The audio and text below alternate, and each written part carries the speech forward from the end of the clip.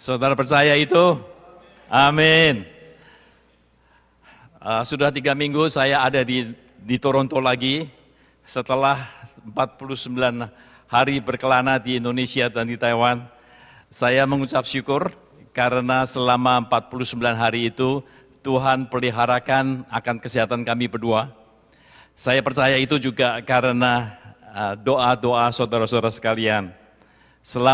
Sebenarnya rencananya 38 hari, tetapi berhubung ada satu hal, kita perpanjang sampai 49 hari, dan nanti saya ceritakan kenapa saya tambah 11 hari. Jadi saya bersyukur meskipun capeknya baru sekarang, tapi selama 49 hari itu, 26 kali kita memberikan seminar, sesi, kemudian 3 kali ke panti asuhan, ke Liponsos, rumah sakit, dan juga ke tempat orang yang meninggal, ada penghiburan, dan beberapa jam, saya kira mungkin 12-13 jam, memberikan counseling di 16 kota. Jadi saya pikir mungkin 2 hari sekali ada pelayanan. Dan saya mengucap syukur karena saya percaya, kalau saya dan Penny bisa dipakai Tuhan untuk melayani, saya percaya semua anak Tuhan juga bisa dipakai Tuhan untuk melayani, amin. Karena saya percaya bahwa saudara juga tahu sebagai orang Kristen, bukan sekedar diselamatkan oleh Tuhan dan masuk ke surga, punya tiket ke surga, saudara tahu itu. Saudara juga pernah mengerti juga bahwa Tuhan sedang memproses saudara.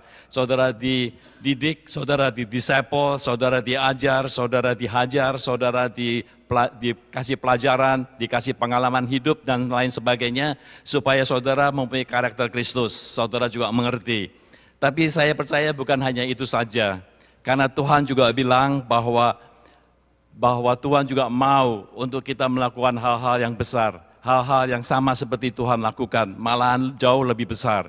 Amin saudara, karena saudara akan dipakai Tuhan, bukan hanya diselamatkan, bukan hanya diproses punya karakter Kristus, tapi saya sungguh percaya bahwa hati Tuhan selalu mau membawa saudara untuk melakukan banyak hal buat Tuhan.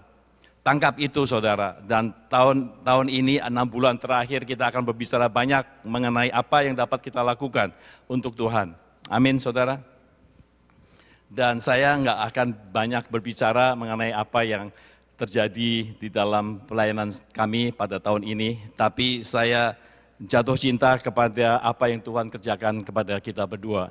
Karena saya percaya bahwa Yesaya 61 pada saat Yesaya mendapatkan suatu penglihatan, dia bilang bahwa Roh Allah ada padaku, Ia telah mengurapi aku, dan Ia telah mengutus aku untuk memberitakan berita kesukaan bagi orang-orang yang remuk hati, untuk memberikan perawatan bagi orang-orang yang hancur hati, dan untuk memberikan pembebasan bagi orang-orang yang tertawan, dan kelepasan bagi orang-orang yang terkurung. Saya percaya statement firman Tuhan itu berlaku buat saudara-saudara sekalian juga, bahwa saudara sebagai anak Tuhan, Roh Tuhan ada di dalam hidup saudara, dan Tuhan mau untuk saudara berkarya bagi Dia, amin. Dan firman Tuhan Yesaya 61 itulah juga pertama kali yang disampaikan oleh Tuhan Yesus pada saat Dia masuk di dalam bait Allah. The first time yang tercatat di dalam firman Tuhan dikatakan di Lukas 5, bahwa Yesus diberikan kitab Yesaya dan Dia berbicara mengenai Yesaya 61, yaitu Roh Tuhan ada padaku, Ia telah mengurapi aku, Ia telah mengutus aku untuk memberitakan berita baik bagi orang-orang yang miskin, yang sengsara, dan seterusnya. Saya percaya itu juga mandat bagi saudara-saudara sekalian, untuk menyampaikan berita baik, untuk melepaskan orang-orang yang terkurung, untuk membebaskan orang-orang yang tertawan, untuk merawat orang-orang yang hancur hati. Amin saudara, perhatikan itu. Saya akan ke cell group untuk bisa menyampaikan apa yang kita alami sehingga dapat mendorong saudara untuk bisa melakukan pelayanan.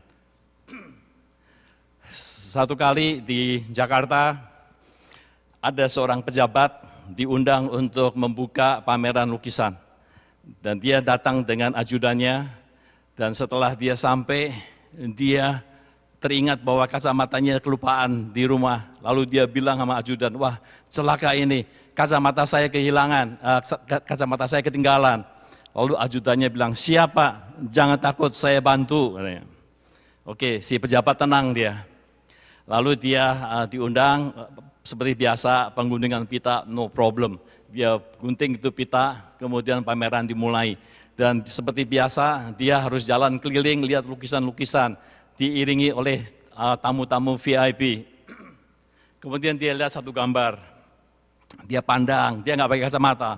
Terus dia bilang, ikan ini cantik sekali ya. Gitu. Terus ajudannya bilang, di belakangnya banyak orang VIP. Ajudannya bilang bahwa, Pak itu bukan ikan Pak, itu gambar buaya. Kemudian untuk bisa menghilangkan rasa malunya dia bilang, iya buayanya begitu cantik seperti ikan jadinya. Kemudian dia jalan-jalan lagi kepada satu lukisan yang lain. Kemudian di lukisan itu dia lihat, kemudian dia bilang, kalau Ibu Megawati ada di sini pasti dibeli ini lukisan, dia bilang. Karena bantengnya ini bagus sekali dan gagah. Ajudannya bilang, Pak itu bukan banteng Pak, itu gajah. Gitu. Terus dia bilang, oh ya memang gajahnya taringnya begitu bagus seperti taringnya tanduknya banteng, jadi hebat. Akhirnya karena dia hampir kapok, ya, jadi dia nggak berani kasih suara, kan dia lihat aja semua. Tapi ada satu yang cukup besar gitu, dia pandang, kemudian dia nggak pengen kasih komentar karena saking bagusnya. Dia bilang, ini lukisan yang paling bagus yang pernah saya lihat, dia bilang. Lukisannya begitu hidup, ini lukisan simpanse kelihatannya hidup sekali, dia bilang. Terus si ajudannya bilang, Pak itu bukan lukisan, itu cermin Pak.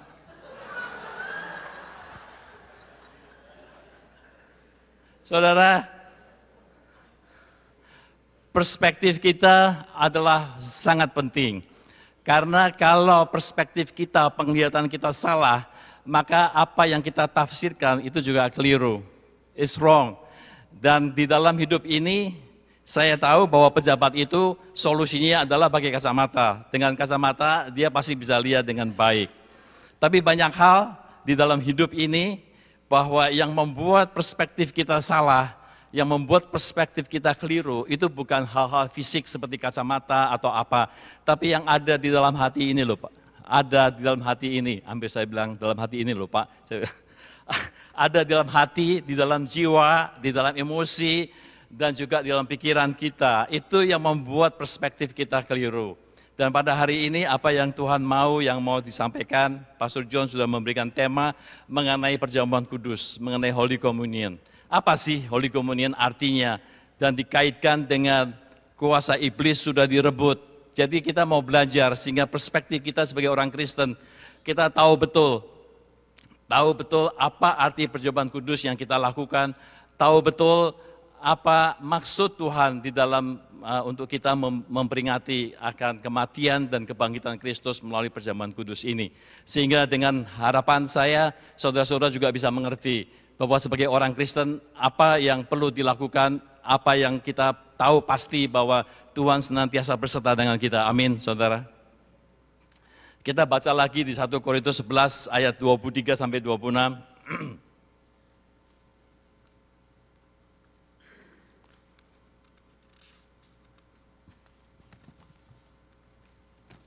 1 Korintus 11 ayat 23-26, do you get it?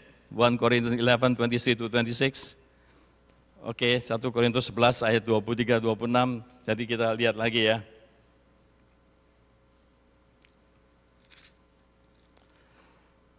Baca supaya hati saudara terbuka untuk firman Tuhan, untuk revelation Tuhan. Sebab apa yang telah kuteruskan kepadamu, telah aku terima dari Tuhan, yaitu bahwa Tuhan Yesus pada malam waktu ia diserahkan, mengambil roti dan sesudah itu ia mengucap syukur atasnya. Ia memecah-mecahkannya dan berkata, inilah tubuhku yang diserahkan bagi kamu, perbuatlah ini menjadi peringatan akan aku. Demikian juga ia mengambil cawan sesudah makan, lalu berkata, cawan ini adalah perjanjian baru yang dimeteraikan oleh darahku, perbuatlah ini setiap kali kamu meminumnya menjadi peringatan akan aku. Saudara sering baca firman Tuhan ini. Saudara mungkin sudah hafal arti daripada 1 Korintus 11 ayat 23 dan 26. 3 minggu berturut-turut kita akan mempelajari ayat-ayat ini, tapi dari perspektif dari konteks yang lain. Pada hari ini yang saya mau sampaikan adalah konteks yang dikatakan bahwa cawan ini adalah perjanjian baru yang dimeteraikan oleh darahku. Dalam bahasa Inggrisnya dikatakan, "This cup is the new covenant in my blood." Cawan ini adalah perjanjian baru yang telah dimeteraikan oleh darahku. Firman ini yang saya mau sampaikan. Cawan ini adalah perjanjian baru yang dimeteraikan oleh darahku. Cawan ini adalah perjanjian baru yang telah dimeteraikan oleh darahku. Pada malam terakhir Yesus mengatakan semacam itu. Mungkin bagi kita sebagai orang Kristen, ini adalah suatu hal yang ritual. Bahwa orang Kristen akan mengalami baptisan, akan mengalami menerima Yesus sebagai Tuhan dan Juru Selamat. Kalau ke gereja akan mengalami atau menghadiri atau mengikuti perjamuan kudus. Tapi saya mau ajak saudara untuk memikir lebih dalam lagi. Cawan ini adalah perjanjian baru yang telah dimeteraikan oleh darahku. Saudara, di dalam bahasa Alkitab bahasa Indonesia, saya senang karena dibagi dua dan cara pembagiannya adalah dikatakan perjanjian lama dan perjanjian baru. Di dalam bahasa Inggris dikatakan the Old Testament and the New Testament. Saya percaya bahwa kata perjanjian di sini adalah suatu kata yang tepat sekali untuk menyatakan isi daripada Alkitab. Perjanjian lama dan perjanjian baru. Dikatakan di sini bahwa cawan ini adalah perjanjian baru yang telah dimeteraikan oleh darahku. Kalau kita melihat konteksnya, supaya perspektif kita benar, ya, kita baca Alkitab mungkin bagi saudara nggak mengerti Alkitab. Tapi saya mau beritahukan bahwa kalau saudara melihat kitab Alkitab, perjanjian lama dan perjanjian baru, pada dasarnya yang dikatakan di dalam perjanjian lama itu adalah berbicara mengenai simbol, berbicara mengenai anak domba Allah yang akan datang, yang akan diberikan oleh Tuhan. Perjanjian lama isinya seluruhnya adalah perjanjian antara komitmen Tuhan kepada manusia untuk memberikan anak domba, untuk memberikan juru selamat. Dan perjanjian baru pada dasarnya adalah pemenuhan daripada apa yang ada di dalam perjanjian lama. Dan kalau kita perhatikan apa betul bahwa perjanjian lama itu berbicara mengenai Kristus, berbicara mengenai simbol, berbicara mengenai apa yang Tuhan akan berikan kepada kita. Kita lihat di Yohanes 5 ayat 39-40. Yohanes 5 ayat 39 dan 40 untuk membuktikan bahwa apa di perjanjian lama itu seluruhnya itu berbicara mengenai Kristus, berbicara mengenai Yesus, dan perjanjian baru adalah berbicara mengenai pelaksanaan dari apa yang dikatakan dalam perjanjian lama, pemenuhan daripada janji-janji Tuhan yang diletakkan dalam perjanjian lama, dan itu semuanya ada di dalam Kristus. Yohanes 5 ayat 39-40 dikatakan, kamu menyelidiki kitab-kitab suci, ini perkataan Yesus ya, sebab kamu menyangka bahwa olehnya kamu mempunyai hidup yang kekal, tetapi walaupun kitab-kitab suci itu memberi kesaksian tentang aku, namun kamu tidak mau datang kepadaku untuk memperoleh hidup itu. Jelas saudara bahwa pada saat itu kitab-kitab suci adalah kitab-kitab Torah, kitab-kitab nabi-nabi dan Mazmur. Kalau berbicara mengenai perjanjian lama adalah 3 itu. Dan Tuhan mengatakan bahwa kamu menyelidiki kitab-kitab suci sebab kamu menyangka bahwa olehnya kamu mempunyai hidup yang kekal. Tetapi walaupun kitab-kitab suci itu memberi kesaksian tentang aku, namun kamu tidak mau datang kepadaku untuk memperoleh hidup itu. Jelas sekali bahwa kehidupan diperoleh pada saat kita datang kepada Kristus. Kehidupan diperoleh bukan karena kita mengetahui kitab suci. Kehidupan diperoleh bukan karena mengetahui kebenaran-kebenaran yang ada di dalam perjanjian lama. Kehidupan bukan diperoleh karena kita mengikuti 10 perintah Allah. Kehidupan diperoleh hanya karena kita menerima Kristus. Karena Yesus Kristus dikatakan, I am the way, the truth, and life. Akulah jalan, kebenaran, dan hidup. Tidak seorang pun datang kepada Bapa kecuali melalui aku. Saudara, dan kitab perjanjian lama dan kitab perjanjian baru, kalau saya mau katakan, itu artinya adalah perjanjian lama dan perjanjian baru adalah cerita Tuhan memasuki perjanjian dengan manusia, memasuki perjanjian darah dengan manusia melalui Yesus Kristus. If you want to summarize the Old Testament and the New Testament, it is the story of God entering into a blood covenant with man through Jesus Christ. Jadi saudara perlu mengetahui hubungan antara perjanjian lama dan perjanjian baru adalah bahwa ini adalah ceritanya Tuhan memasuki blood covenant, perjanjian dengan darah melalui Kristus Yesus. Itu adalah inti daripada Alkitab, perjanjian lama dan perjanjian baru. Karena Tuhan sudah menunjukkan pada saat manusia jatuh dalam dosa pertama kali, manusia berusaha untuk menutupi dirinya sendiri dengan daun. Tapi Tuhan datang dan Tuhan menyembelih seekor binatang dan menyemati manusia, memakai manusia dengan pakaian yang berasal dari kulit binatang. Artinya apa? Di situ Tuhan mengatakan bahwa manusia dengan kemampuannya sendiri, manusia dengan kebenarannya sendiri, manusia dengan usahanya sendiri tidak akan pernah bisa datang kepada Tuhan. Hanya dengan korban anak domba, hanya ada korban binatanglah yang memampukan manusia bisa berkenan di hadapan Tuhan. Kemudian kalau saudara lihat di dalam perjanjian lama, banyak perjanjian-perjanjian, blood covenant yang dilakukan ya antara Tuhan dengan Abraham. Ya, jadi di situ kita bisa melihat bahwa segala sesuatunya itu harus dengan darah. Even di dalam tabernakel Musa, saudara bisa melihat bahwa setahun sekali seorang imam besar harus hanya bisa diizinkan masuk ke dalam ruang Maha Kudus. Maksudnya untuk apa? Untuk memerciki tabut perjanjian, the Ark of Covenant dengan darah. Dan di dalam the Ark of Covenant di dalam ruang Maha Kudus itu, isinya di dalam itu hanya ada 3, tongkat Harun, mana, dan 2 loh batu. Saya cuma membayangkan, jadi begini, kalau Tuhan melihat, ya, kenapa ada 3 hal itu di dalam ruangan Maha Kudus yang ditaruh di dalam tabut perjanjian? Karena untuk mengingatkan manusia bahwa pada saat ada tongkat Harun itu mau menunjukkan bahwa manusia sudah menolak kepemimpinan Tuhan. Manusia sudah menolak untuk Tuhan memimpin mereka sehingga mereka memilih untuk menyembah lembu emas. Itu maksud daripada tongkat Harun di situ. 10 perintah pun juga untuk menunjukkan bahwa manusia tidak mungkin untuk bisa memenuhi 10 perintah Tuhan.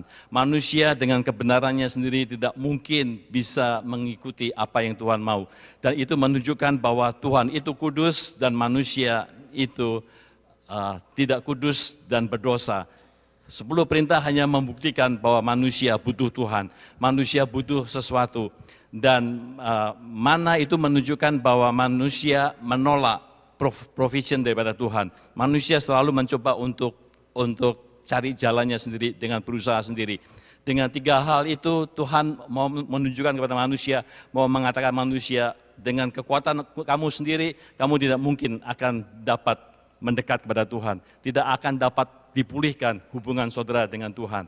Makanya seorang imam itu, kalau saudara perhatikan, sebelum masuk ke dalam ruang Maha Kudus, dia harus memberikan korban bakaran di depan, lalu membasuh supaya bersih, kemudian dia masuk ke ruang kudus, di situ ada lilin, di situ ada meja sajian roti dan altar of incense.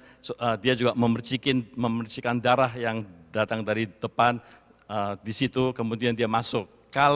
Dan dia memercikan darah. Tuhan itu melihat bahwa dengan kemampuan manusia tidak mungkin dosa manusia dosa manusia bisa diampuni hanya dengan darah. Jadi pada waktu dia memercikan the Ark of Covenant dengan darah, artinya bahwa Tuhan melihat darah adalah satu kehidupan. Tuhan melihat ada substitusi daripada dosa manusia yang pada saat itu dilakukan dengan darah korban. Kita juga tahu, Tuhan tahu, manusia juga tahu bahwa mana bisa seekor korban binatang bisa menghapus dosa manusia.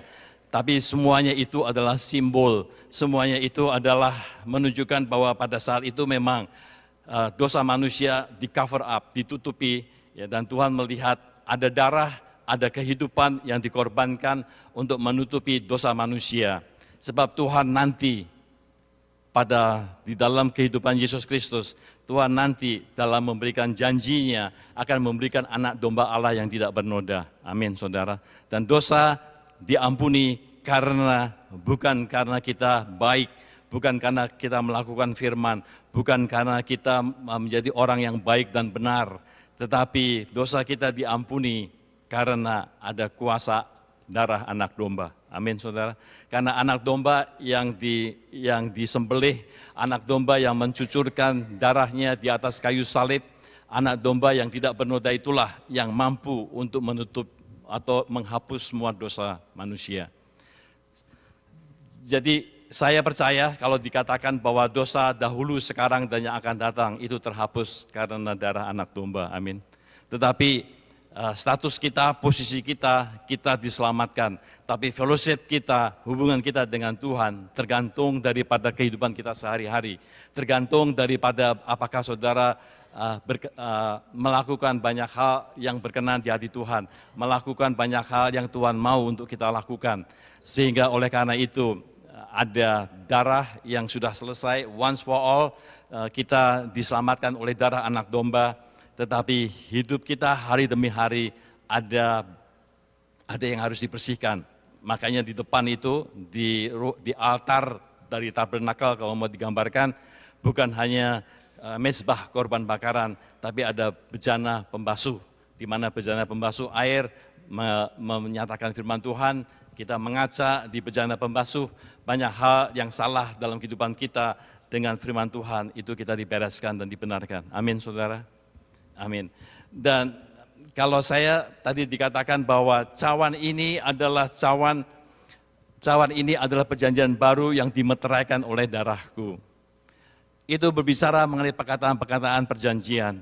Ya, tadi saya katakan bahwa kita perjanjian lama dan perjanjian baru itu ceritanya adalah cerita Tuhan yang masuk di dalam perjanjian dengan darah melalui Yesus Kristus. Sebagai anak Tuhan kita terima itu. Sebagai anak Tuhan kita percaya bahwa Tuhan sudah membasuh, sudah menghapus dosa-dosa kita. Amin, saudara. Dan saya mau bicara secara singkat aja, apa yang ada di dalam covenant by blood. Jadi pada saat saudara makan roti dan minum anggur sebagai simbol daripada tubuh Kristus, sebagai simbol dari darah Kristus, saudara memperingati akan covenant, akan perjanjian yang saudara terima karena Tuhan membuat covenant dengan saudara. Tuhan membuat covenant dengan mencurahkan darahnya, darah anak domba dengan saudara. That is inti daripada kekristenan, saya percaya, dipandang dari segi perjanjian, dipandang dari segi covenant. Dan kalau saya mau sedikit uraikan mengenai apa arti covenant, covenant itu seperti kontrak, suatu perjanjian dari dua belah pihak. Tetapi blood covenant itu adalah yang paling di dalam perjanjian, apapun juga. Karena ada darah yang dicurahkan di situ. Blood covenant itu yang paling sungguh-sungguh, yang paling sakral, yang paling tidak bisa dibatalkan, tidak bisa diputuskan, yang paling luar biasa benefitnya antara satu dengan yang lain. Dan saudara bisa bayangkan, Tuhan membuat blood covenant dengan saudara. Tuhan melakukan perjanjian darah dengan saudara. Tuhan memberikan anak domba. Tuhan memberikan anaknya sendiri, Yesus Kristus, untuk mati. Itu adalah untuk membuktikan bahwa Tuhan membuat perjanjian dengan saudara. Itu arti daripada part of the Holy Communion. Kita memperingati akan perjanjian, akan blood covenant kita dengan Tuhan. Kalau saudara perhatikan ya, lihat di Abraham dan lain sebagainya, antara Daud dan Yonatan, saudara akan melihat ada kira-kira 9 hal yang terjadi di dalam blood covenant. Yang pertama adalah, ini ritualnya orang Ibrani, ritualnya orang Yahudi. Pertama adalah di dalam blood covenant, masing-masing itu melepaskan jubahnya dan memberikan kepada orang yang dimana kita mau bikin covenant. Artinya apa dengan jubah? Karena jubah itu berbicara mengenai pribadi, bicara mengenai person, berbicara mengenai saya, berbicara mengenai keseluruhan daripada saya. secara simbolis yang namanya memberikan jubah mengenakan kepada orang lain. Itu adalah saya berikan diriku kepadamu, seluruh keberadaan dan hidup saya berikan kepadamu. Saudara bisa bayangkan? Itu adalah apa yang Tuhan mau lakukan dengan saudara. Seluruh keberadaan saya berikan kepadamu. Itu adalah jubah. Kemudian setelah itu melepas ikat pinggang. Dan ikat pinggang zaman dahulu bukan ikat pinggang supaya celana nggak melorot. Tetapi ikat pinggang zaman dahulu adalah tempat untuk semua senjata dikenakan. Ya, busur, anak panah, pedang, semuanya itu ada nempel atau ditunjang dengan ikat pinggang. Pada saat seseorang membuka ikat pinggang dan memberikan kepada orang yang akan membuat covenant, artinya apa? Artinya bahwa seluruh kekuatan saya dan kemampuan saya untuk berperang saya berikan kepadamu, untuk menunjang dan untuk melindungimu.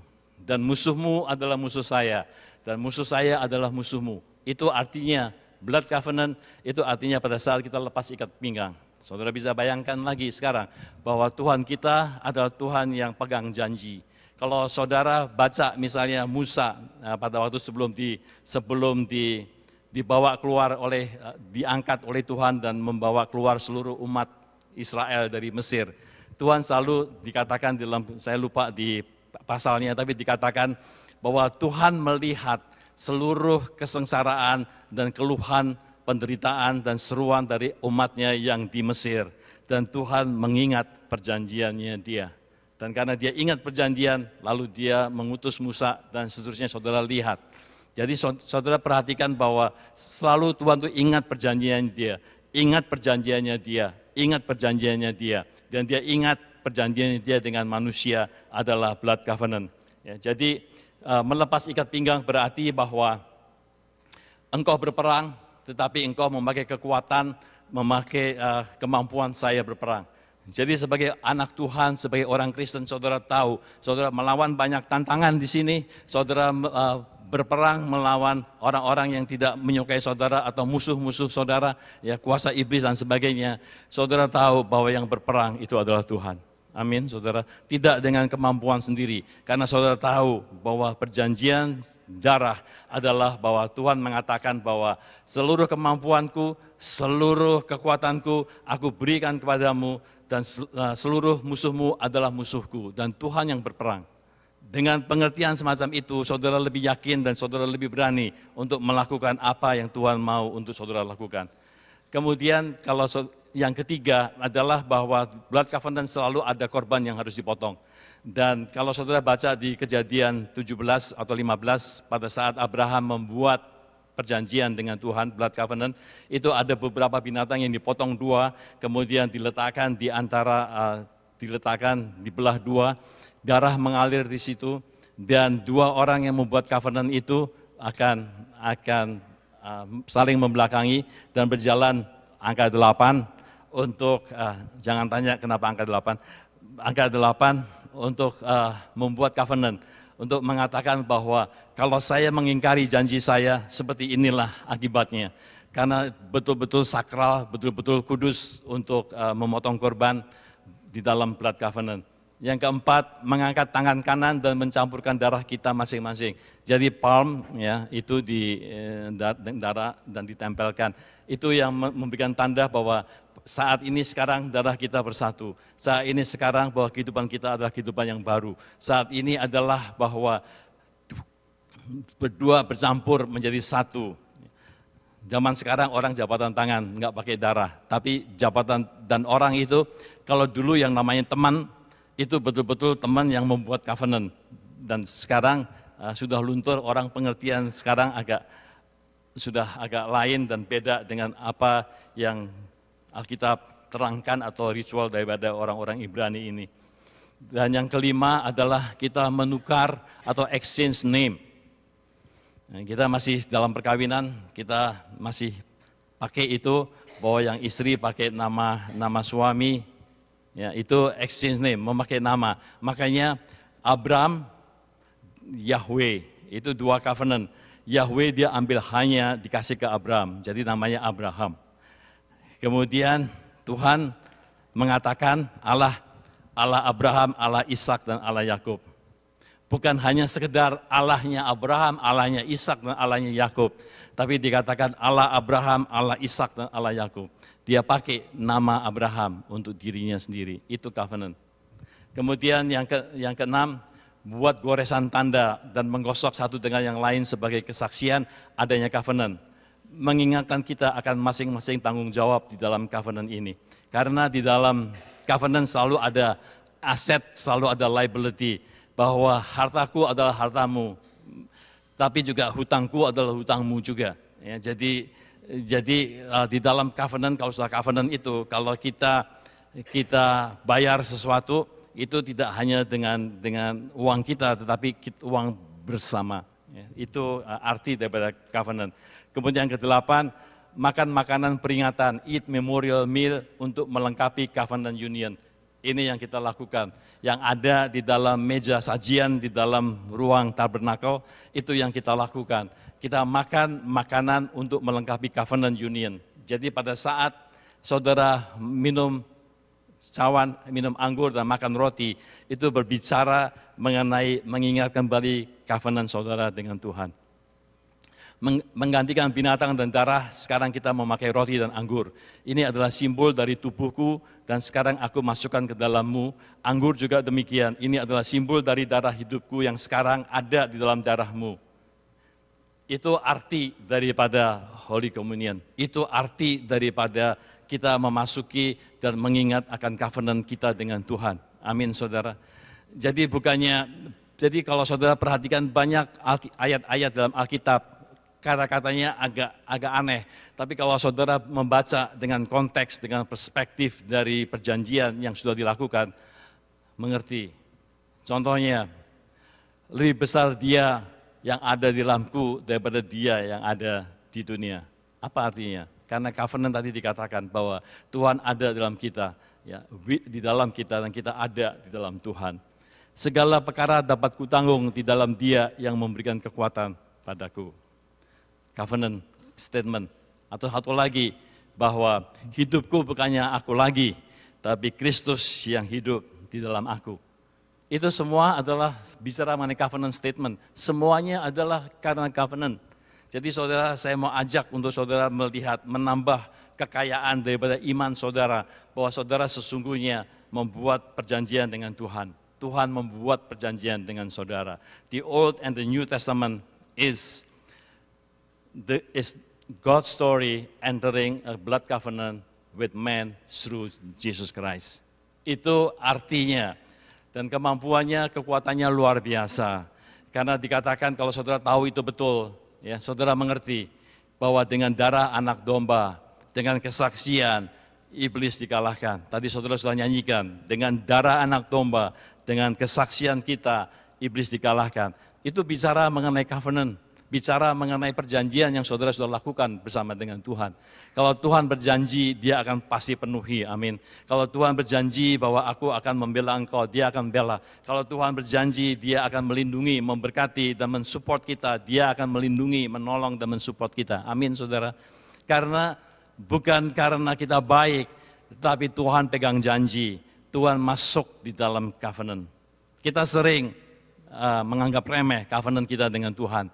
Tapi Tuhan tidak menganggap remeh covenantnya Dia dengan kita. Dari apa yang saya mau sampaikan pada hari ini bagi saudara. Dan sebelum saya akhiri, saya tutup dengan satu hal. Kenapa dari 38 hari saya sampai 49 hari keliling. Waktu kita pertama sampai di Taiwan, bisa ditunjukkan fotonya. Saya sudah minta izin, oke, untuk menunjukkan foto ini.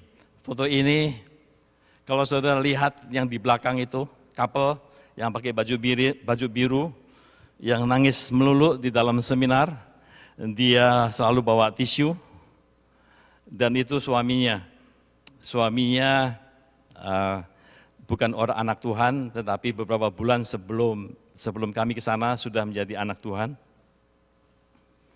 Dia nangis melulu, ya. Jadi dalam sesi itu Penny memberitakan mengenai identitas kita, memberitakan mengenai apa yang berkat, kutuk, menyatakan apa yang perlu dilakukan dan lain sebagainya.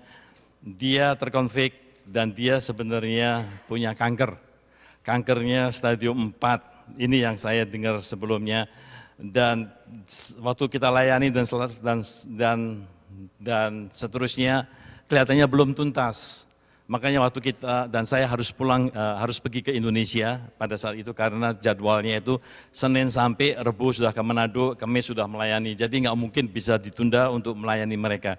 Dan karena mereka tuh banyak yang TKW, TKI dan sebagainya, itu biasanya kalau working hours Monday to Friday itu mereka nggak bisa ambil cuti.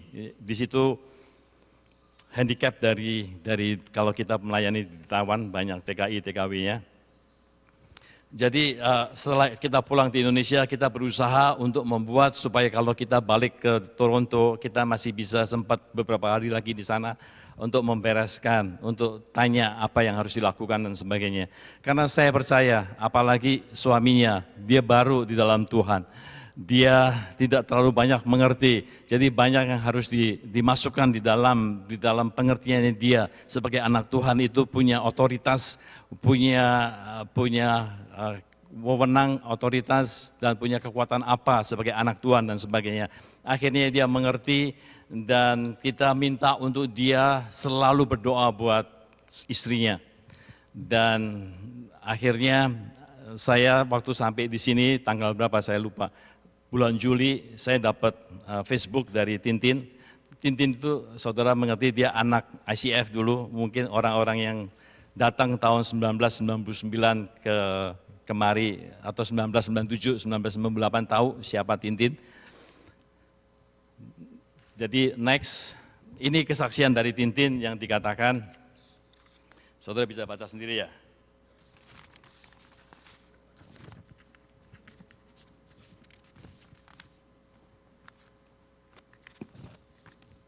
Di situ dia bilang, bisa baca sendiri kan?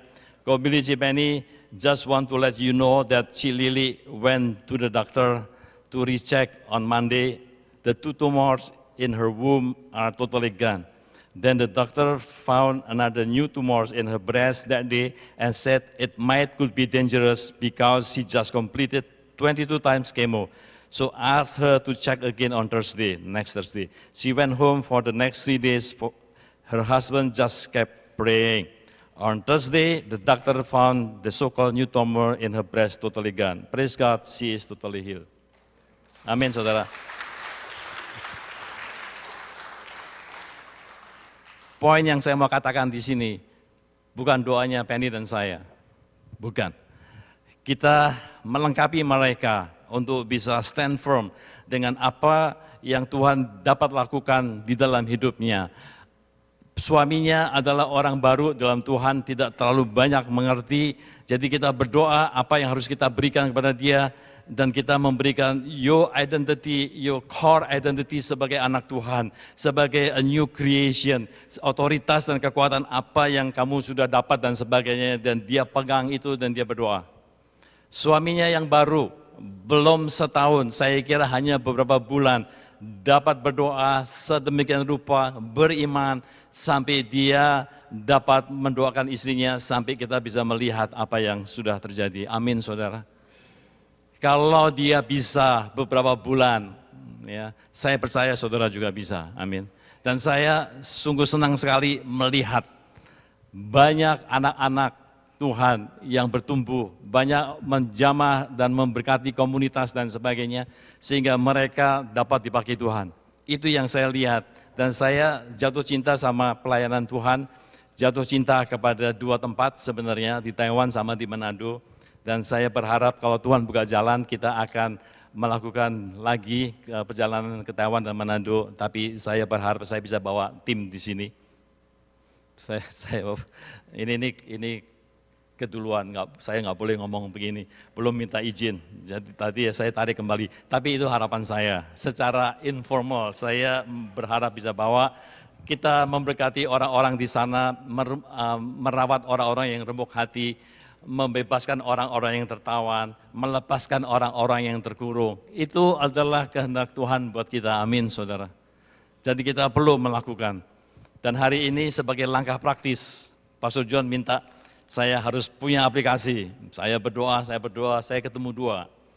Kita akan berdoa karena ini adalah doa prayer untuk Indonesia. Nanti kita akan berdoa untuk Indonesia. Tapi sebelumnya saya mengajak saudara berdoa. Saudara diingatkan siapa di sini yang mempunyai sakit penyakit. Atau saudara diingatkan untuk berdoa untuk suami saudara, untuk istri saudara, untuk siapa saja dalam hal physical healing.